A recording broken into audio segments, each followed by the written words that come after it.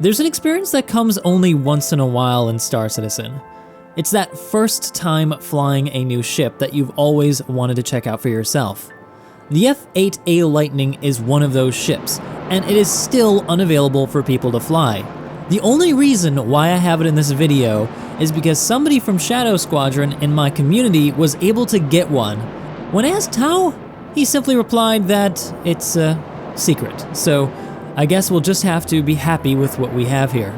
So in this video, I'm going to give you one of the first ever looks, up close and personal with the F8, and tell you how it felt to fly.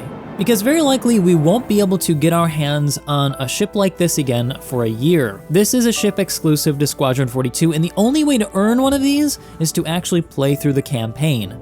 And it's uncertain whether or not that's going to be the F7A. It may turn out to be the civilian version. This is the military version, and it's got all the goodies.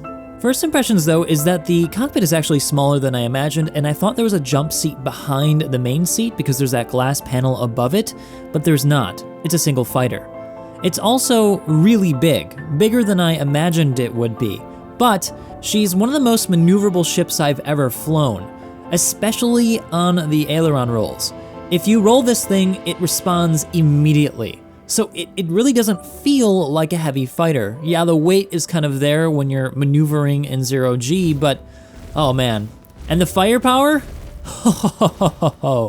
Now unfortunately, when I got my hands on this thing, it was missing one of its size 4s because it got damaged, I guess, in the, let's call it a borrowing event, I guess. So you take that as it will, but everything else about it is undamaged. And from what I've heard, the thing is actually invulnerable, and that's how they've made these ships in this event so that people couldn't blow them up. That includes the Javelin as well as the Idris, which I'll be featuring in another video shortly, hopefully. She sounds really good too. I'll just let you listen.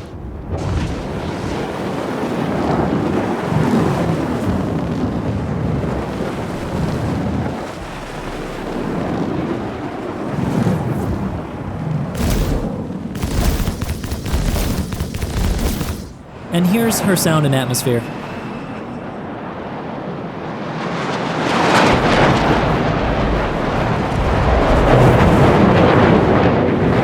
Sorry about the footage there. I didn't have as much time as I would have liked with it. It did disappear after a little while. I mean, we weren't actually supposed to have it. And Disco Lando showed up in chat as well saying, "What are you doing with this? It's not supposed to be in your hands." So, you know, I knew our time was limited. I was able to get some more, well, let's say shipborne shots, so I'm gonna give you as much as I can in this video. Now, unfortunately, I can't show you the MFD screen readout for what's in the ship systems because they weren't working for me. This is not unique to the F8. All ships currently have this bug. Eventually, your MFDs just stop working. I really hope they fix that.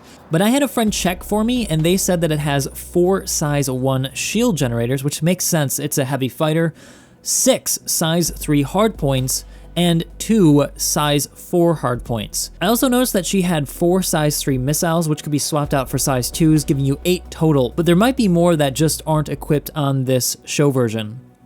Now, stock, it looks like she was equipped with some M6A laser cannons or the Bearing laser cannon series, which are pretty low DPS and high alpha. If you were to swap them out for all ballistics with 2 Revenants and 6 GT220s, you could get the DPS to 4,224.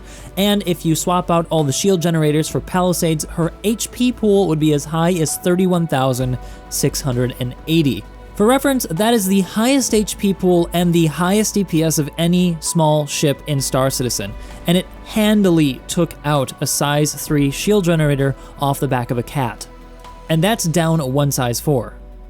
I know some of you may be curious since you saw an 890 jump nearby if it fits. Unfortunately, it just barely doesn't fit.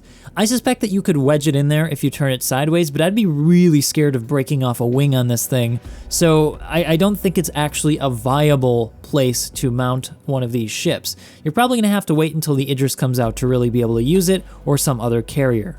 But let's be honest here, by the time the F8 Lightning gets in our hands, the Idris should also be out because those are both locked behind Squadron 42.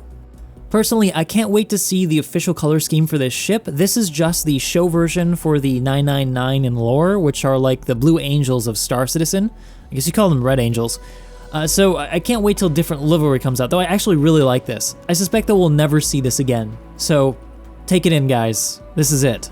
Oh, did I mention that I also got my hands on an F8A thanks to Shadow Squadron? You guys are MVP. Thank you so much. I'll be posting a video once I get my hands on it again. I didn't get to fly it because it was bingo fuel, but you'll be sure to see it here on this channel, so definitely sub to see that in the future. I've been Morphologist. I hope you guys will stick around. I'll see you in the next one.